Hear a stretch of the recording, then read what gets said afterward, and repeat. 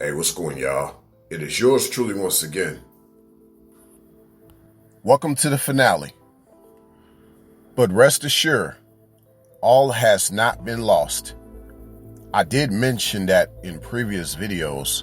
Upon me getting to the finale, I'll have a surprise. Well, surprise, surprise.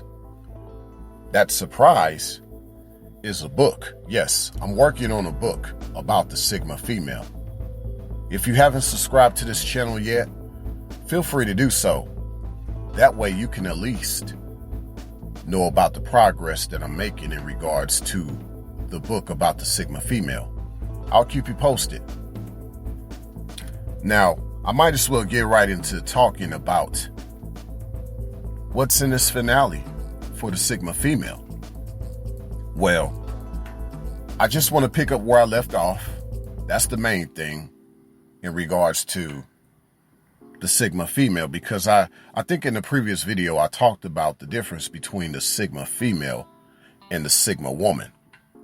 And before I get to that, the main thing I just want to bring up in the midst of the comparison or the contrast is really this growing discussion about Mary Magdalene. Now, I personally see Mary Magdalene as a Sigma female, not a Sigma woman. But what leads me to that is more or less just a lot of things that people have gotten wrong about Mary Magdalene. See, she wasn't necessarily the prostitute that people have made her out to be. I guess a lot of theologians and scholars and people just reading different scriptures of the New Testament of the Bible are realizing that, well, there were many different accounts of Mary, but Mary Magdalene herself, she wasn't the prostitute. She was just one that knew how to make it on her own. Now, see, basically, she would be today's idea of the independent woman. Of course, at my channel, I see independent woman as an oxymoron and a misnomer, but that's just given the female woman logic I use. Here nor there. Basically, a woman is the womb of a man, so she's with man, whereas a female is without man. So the idea of the Sigma female is that she's without man and she can make it on her own. Whereas a Sigma woman could have possibly been on her own previously. Yes, she may have been on her own previously, but now she ends up being with the man. So that's the difference between a Sigma female and a Sigma woman. But yeah, going back to this Mary Magdalene idea, basically, this idea of the Sigma female has been around for quite some time. And now you got a biblical account of that. That's just probably one of several biblical accounts and historical references that we can refer to. A Sigma female's development into her womanhood, if she decides to go that route, her development into her womanhood, despite her background, is a good start in the right direction. For she will at least learn of some virtues, if not all of them. But keep in mind, this is rare. So basically, a Sigma woman is more rare than a Sigma female. Most Sigma females don't desire to be viewed as a woman in the sense of the way society wants to see them as, in regards to being someone's subordinate, especially subordinate to a man. Most Sigma females prefer to remain in their feral state. They remain a unicorn of sorts for the rest of their lives. The bright side of the Sigma female is akin to a seasoned tree. Yes, not a seasonal tree. There's a difference between seasoned and seasonal. Basically, this tree has endured a lot of things. So if you looked up the Stradivarius violin, that violin was constructed from trees that were very seasoned. These trees been through a lot of storms and they endured. So that's the thing about the Sigma female. She has endured. Okay. Versus a seasonal tree, it goes through the seasons and it may not necessarily endure. From her trials, basically, a Sigma female can and she can mature into a Sigma woman given what she's endured. So there's that added saying to that of what I'm bringing up about her being like a tree, a certain type of tree, I guess. I don't say this forms the standpoint of a Sigma female being immature either. No, I don't say it that way either. It's not that the Sigma female is immature. No, not at all. Therefore, at least with some Sigma females, a man will be able to bring out some form of gravitation from them just based on her trials alone and how she wants to reciprocate herself to a man if she decides to do that. This can be quite time consuming and draining since a lot of females in this society require reconstruction. But at least with the Sigma female developing into a Sigma woman, she is more willing to be reconstructed. Because, you look in society right now with the way things are going. A lot of things about womanhood is just becoming more perplexed. It's becoming more complicated. So when you're around someone that is more malleable, despite their background, despite their shortcomings and upbringings, it's a blessing. It really is. Now, upon full development, Sigma women are almost virtuous. At least they almost are. They're almost like virtuous women. She'll be quick to tell you that she doesn't have it all together. And don't expect that from her. But one will never be able to doubt her loyalty either.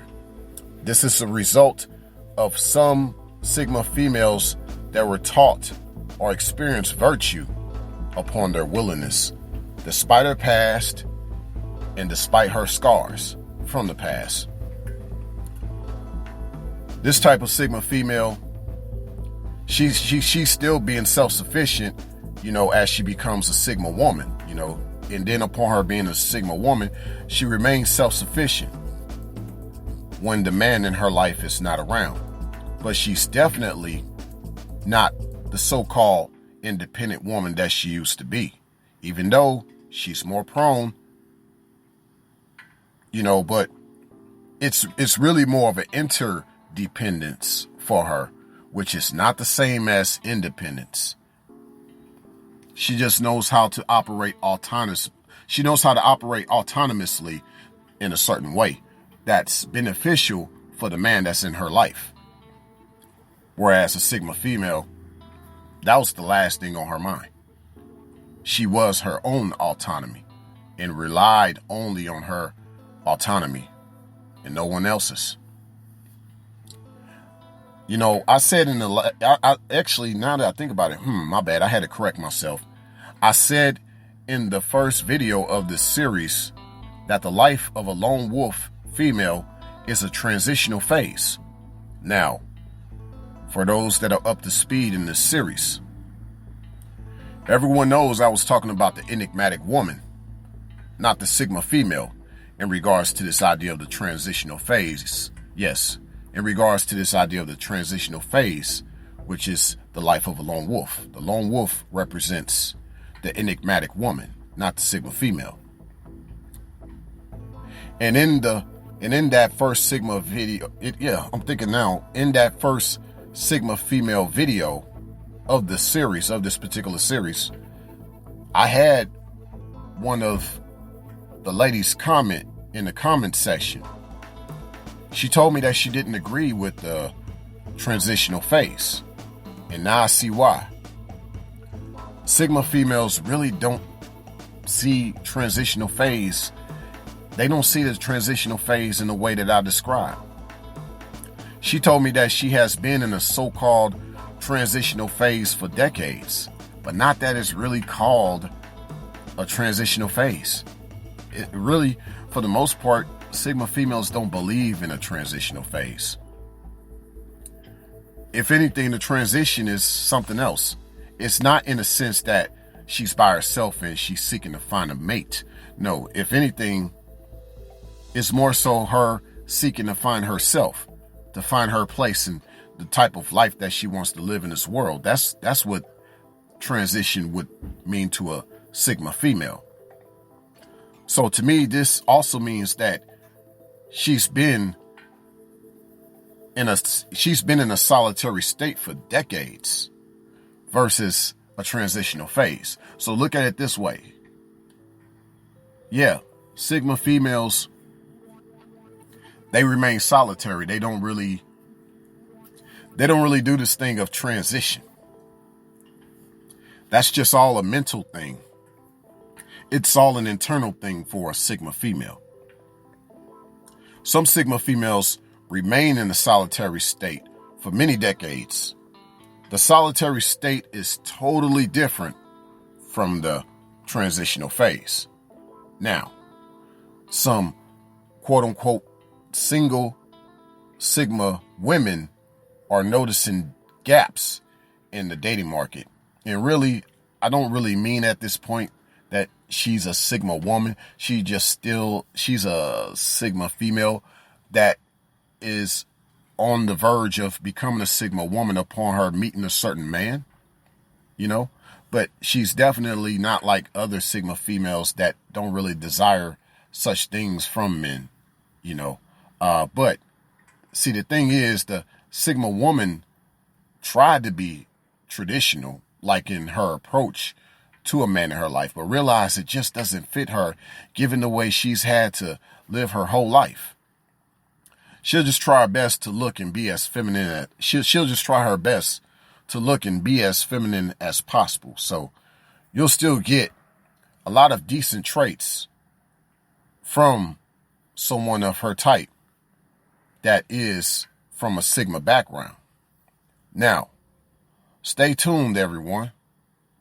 There shall actually be like a part 2 to this finale. There's definitely a lot more to say. So I don't want you to think that this is the last. Like I said, besides the book, that was part of the surprise. And all is not lost. There shall be actually another part to this finale that I'm going to add in regards to the Sigma female. Because there's definitely a lot more I wanted to share. And I didn't really want to do a live stream about it. However, I could have, but I just felt it was better to just add it to this series in a podcast form. Besides, I probably needed to edit some of the things I said within this podcast. So, I don't know. There's just a lot that I wanted to tell everyone, and I couldn't do it all within just one podcast. But yeah, stay tuned on the book that I'm working on about the Sigma female, and there shall be another part to this finale. How about this? I was going to name it an encore. I was going to name the second part an encore, but I think I'm just going to still name it a finale, but just part 2 of the finale. Signing out.